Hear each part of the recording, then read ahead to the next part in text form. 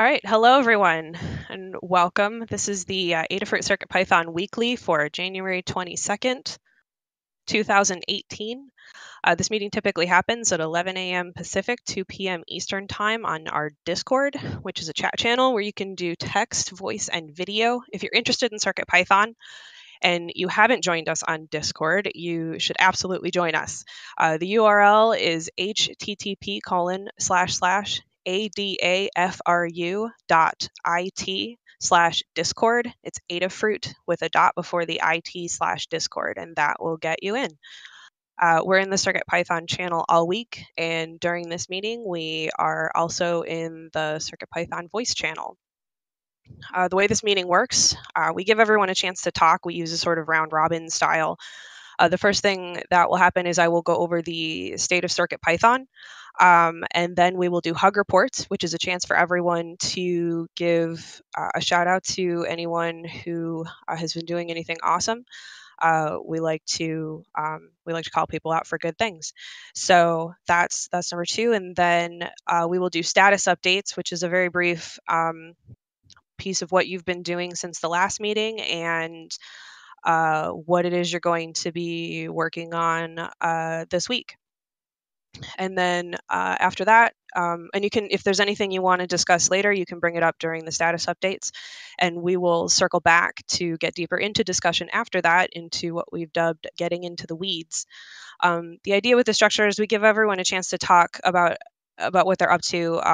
We want to make sure that everyone has a chance to participate. It seems a little formal, but we think it's important to make sure that everyone has an opportunity to join in.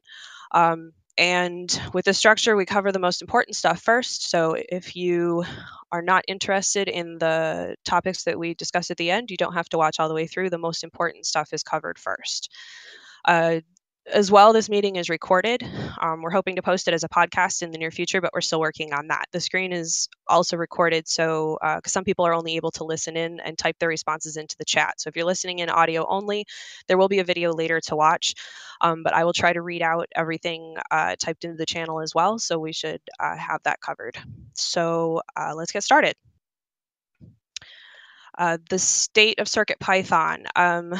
So this week, we had 20 pull requests merged and 9 new pull requests created, which is great. We had on the merged pull requests 10 authors and 5 reviewers, and for the new 9 pull requests, we had 4 authors. A lot of involvement, that's excellent. We had 10 closed issues by 5 different people and 10 new issues opened by 6 different people. There's currently 14 open pull requests. We have 107 open issues. The download stats this week for 2.2.0 are still trending upward, which is amazing.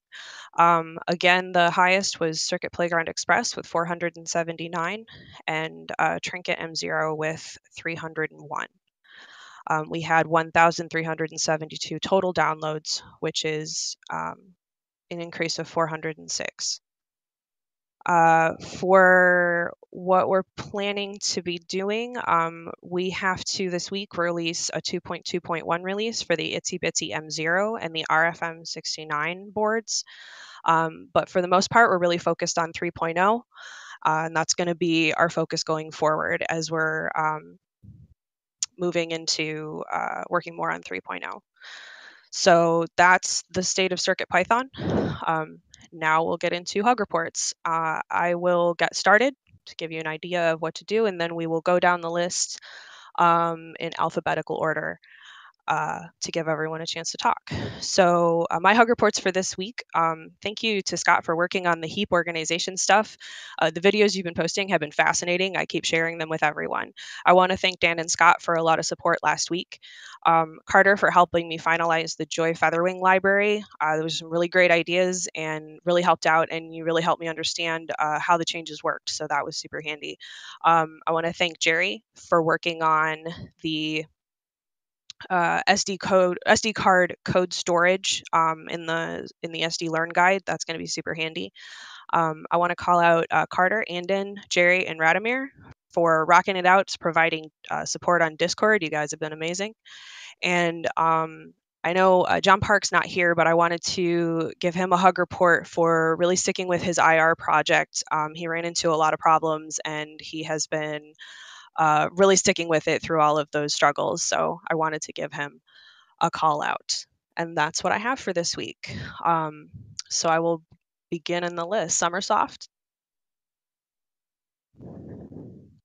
All right, Summersoft is in the chat. Group hug for keeping up with the support here and in the forums. Jerry for staying on the edge of the envelope and testing and finding the little things that trickle past Travis. Awesome. All right, Scott. All right, Scott's posted in the chat. Thanks to Kattni for running the meeting. Thank you to Dan Halbert for the heap organization idea. It looks very promising. And thanks to Tony DeCola for adding the RFM 69X libraries and the new board definitions. All right, Dishipu.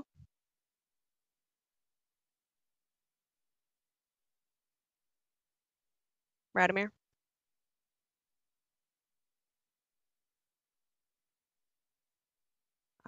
Okay, we can circle back if we need to. Andon?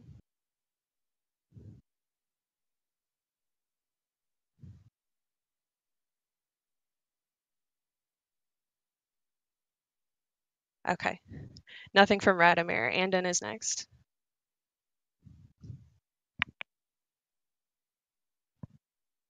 Many people are typing.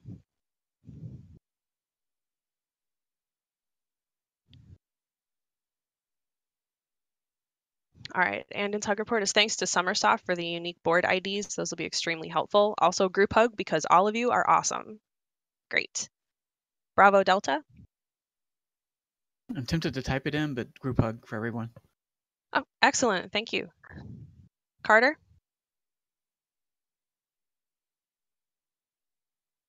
Still no mic. Carter has another group hug. Awesome. C. Grover.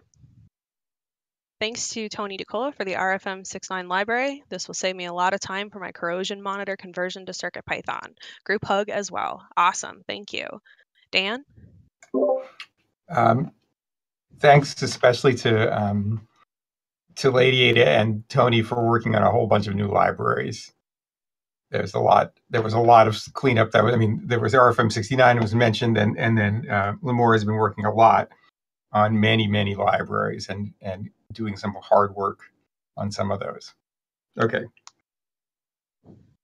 Excellent. Dave? Yeah, sort of indirectly related to CircuitPython, hug to Kat for all the help with the camera and all the advice for cameras. You are absolutely welcome. All right, Jerry? Yeah, I'll add the group hug. It's been fun to watch the week, and also another shout out to Tony for the RPM 69 library. It's been having a blast with those this week. Excellent. Okay. I see Nis just jumped in. We're doing hug reports, which is a shout out to anybody who did anything awesome this week. Do you happen to have any? You can also type into the chat if you don't want to talk.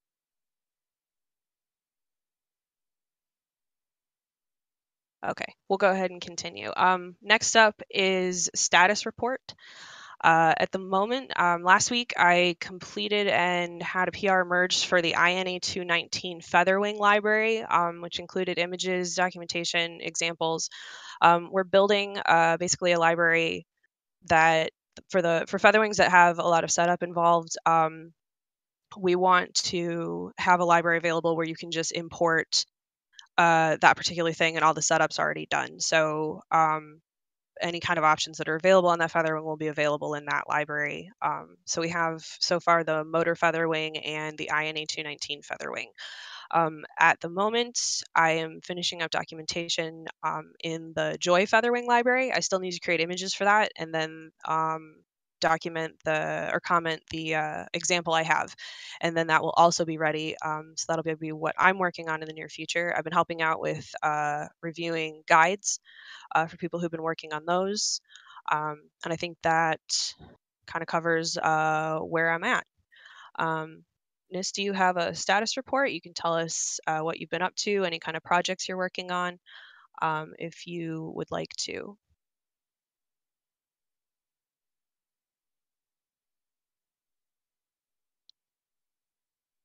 Nis is typing.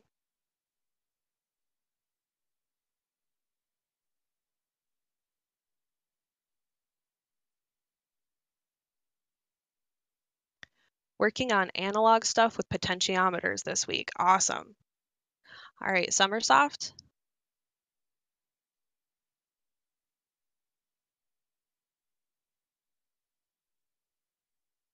Summersoft is typing.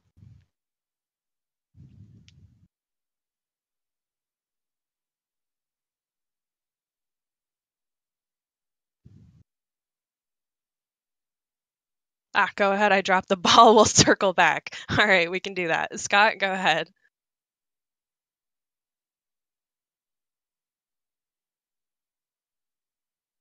Keep long-lived stuff going well and posted a YouTube video. These videos are short and sweet, but they are very fascinating. It's totally worth checking out. All right, Radomir. Oh, and using the memory we have more wisely is the other part of Scott's.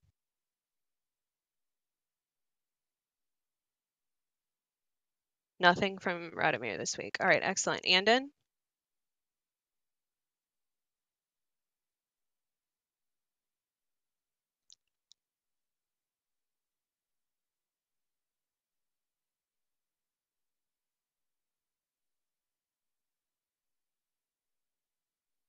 Andon is typing.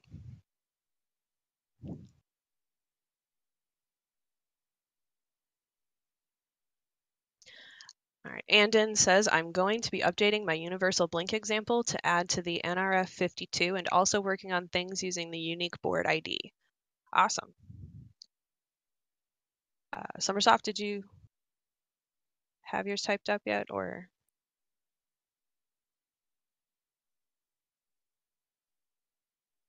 All right, status. UID needs a little touch up after dropping a line during the PR merge. All right. Summersoft is still typing.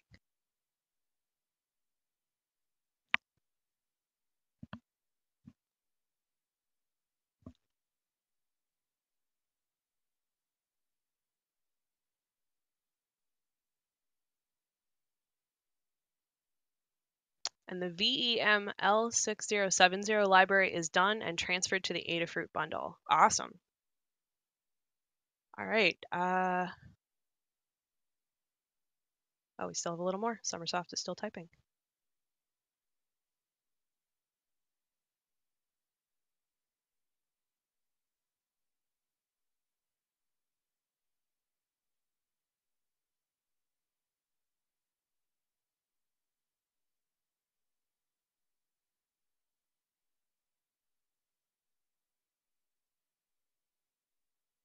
Starting to line up rotary encoder for CMD21. Awesome. Okay, Bravo Delta.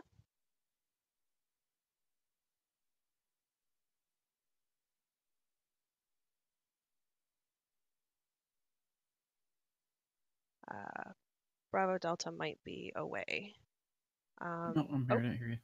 I don't not really work on anything right now. I've been busy with outside projects and commitments. Okay. Carter?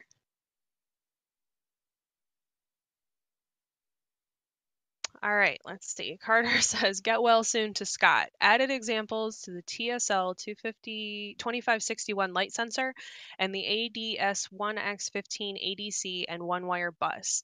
Have driver for DS2413 GPIO breakout ready for PR. Scott, can you create a blank repo I can pull request to with a link? And had a TSL 2591 in the mail, was going to do that next, but Tony beat me to it. All right, excellent. C. Grover?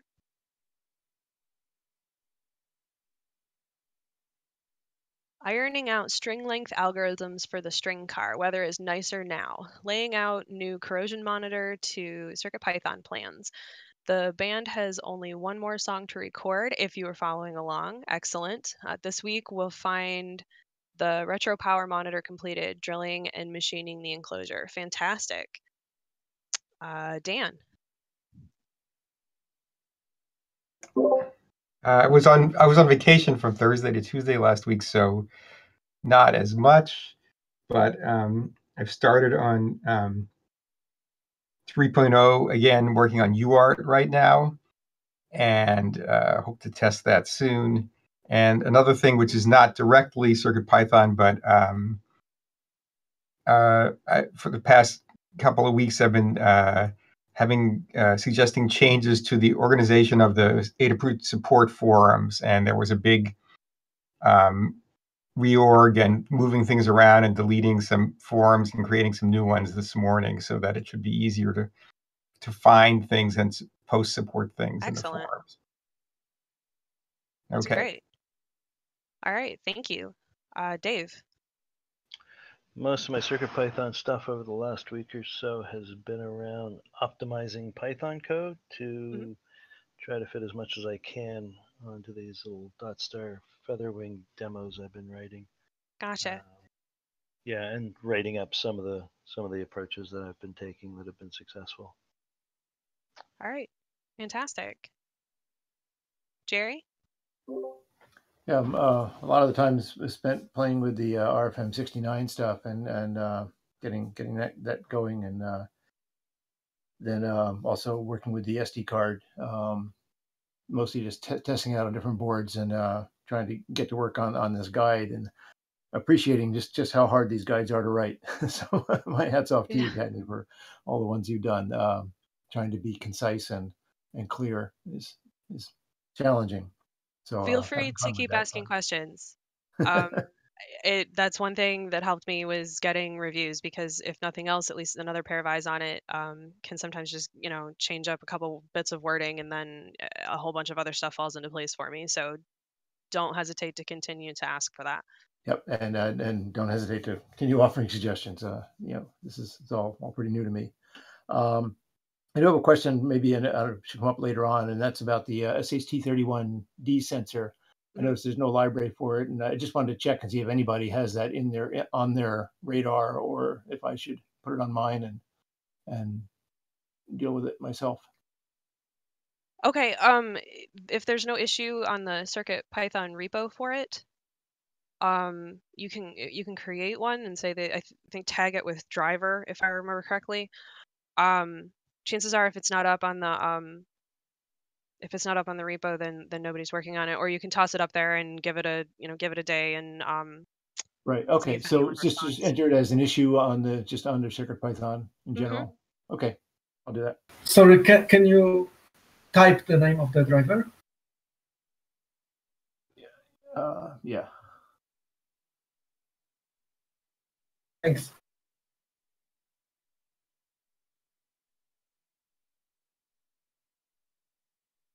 And that way, if anybody is working on it, they can also respond to that and let you know. But that's how we've been doing it, is just posting issue to CircuitPython and then working from there. There's a driver tag that you can add to it.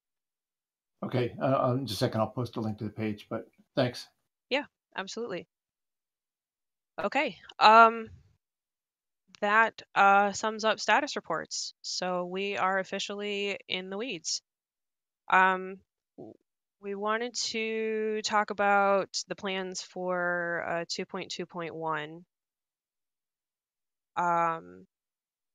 to how we're going to approach that and what we're going to be doing with that, and who's going to be working on that. Basically, it was one of the things that we wanted to talk about for that. I don't know, Dan, if you have input on that. Just say another M0 board. Itsy Bitsy M0 is imminent. Right. So if, depending on when that comes out, we might wrap them all up together. So, and then adding the RFM69 boards. But we don't plan. I don't think there are any bug fixes of any consequence. Right. There's I didn't also think so either. Yeah, I think there's that's right. Yeah.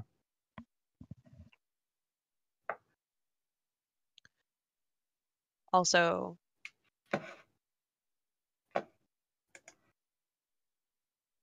That's it. Yeah, oh, okay. I can't think of anything else. Okay, so is that something that is on your radar?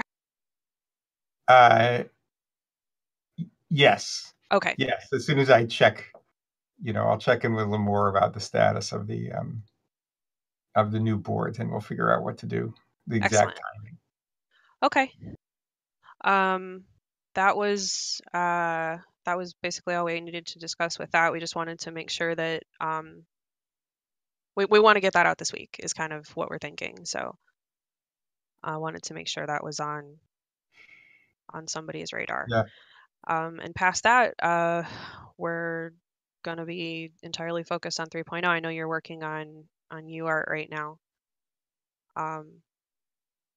Scott, how are things coming with the heap organization? Getting close. Excellent. Maybe we could just say what the point of it is that right now the heap doesn't, whenever you create objects in the heap and then they get freed, if they're, the heap doesn't get reorganized to compact the space so that there are larger chunks of free space. And so that means that you can have a lot of free space, but not enough space to create a buffer of a large enough size, for instance, or something like that. So the idea is to put long-lived objects at one end of the heap and short-lived objects at the other end of the heap, so that, especially when you're doing an import, that's basically the long-lived objects live forever once you do an import. So if you put them all together, then they won't.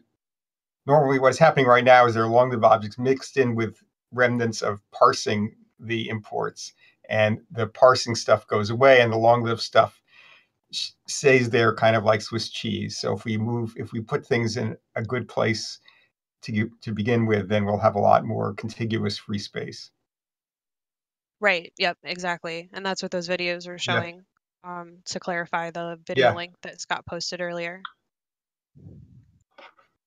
Okay, real quick, we had Lady Ada has joined us and has hug reports. We have a hug report to Summersoft for writing up the VEML 6070 sensor library, and to Dave Astles for the fun LED libraries. Do you have a status report that you would like to join in? Lady Ada is typing. And yes. That's all good.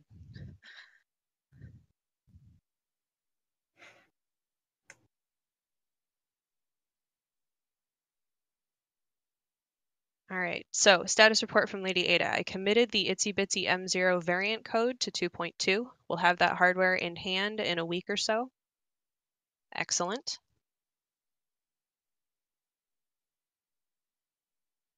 It's about 20 GPIO pins plus 2 megabytes of flash. So it's bigger than a trinket, but much smaller than a feather. Fits right in between. Good for those in-between projects, exactly.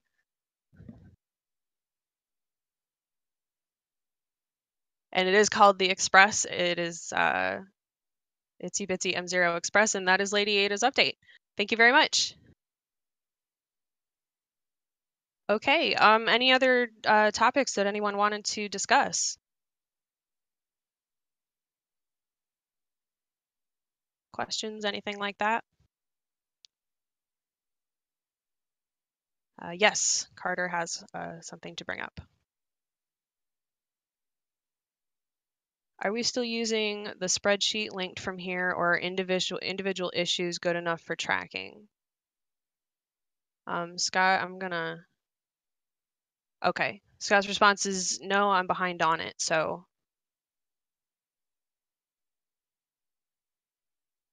So individual issues are better for tracking who's working on what. There was originally a spreadsheet apparently, and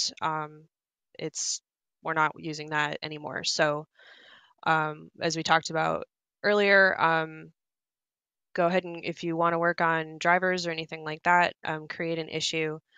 for that on the CircuitPython repo, and you can tag it with anything if it's applicable. Nis had a question. ISR handling, is it on the horizon or roadmap? And Scott says it's on the radar, but it's not near term. So it is something we will eventually get to, but not immediately. Scott says ISR is complicated. Also, Lady Ada posted a picture of the Itsy Bitsy M0 Express and what that's going to look like. Sneaky shot. We have leaks. We have a meeting with leaks. Anything from anyone else?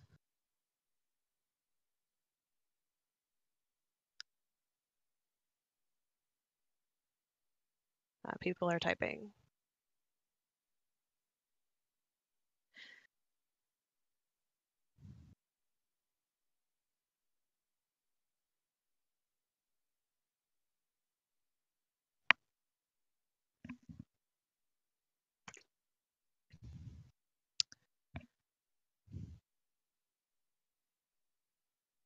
Just making sure we don't have anything else, any other questions.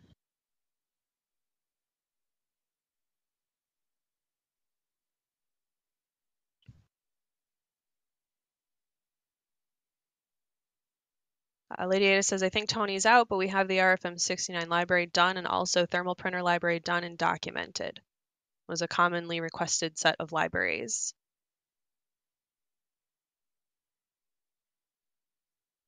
Tony is at PyCon Cascades in the Northwest.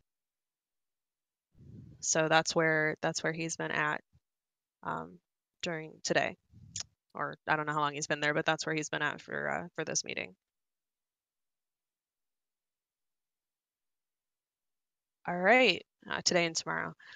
I think that is, oh, here we go. Rotary encoder, core or external library? SAMD51 has built-in support, so I imagine it will be core. That's a question from Summersoft.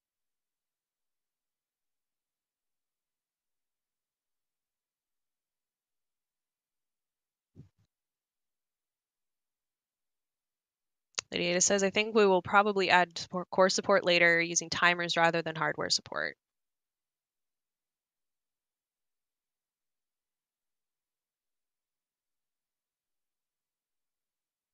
Okay, I think we're good. Let's see. So this has been the CircuitPython Weekly for January 22nd. As you may know, we often chat after the meeting. So if you're listening to this on video, you're missing out. So feel free to join us on Discord if you have not already. Again, the URL for that is http://adafru.it/discord. And we're there 24/7. And thanks everyone for coming, and have a great week.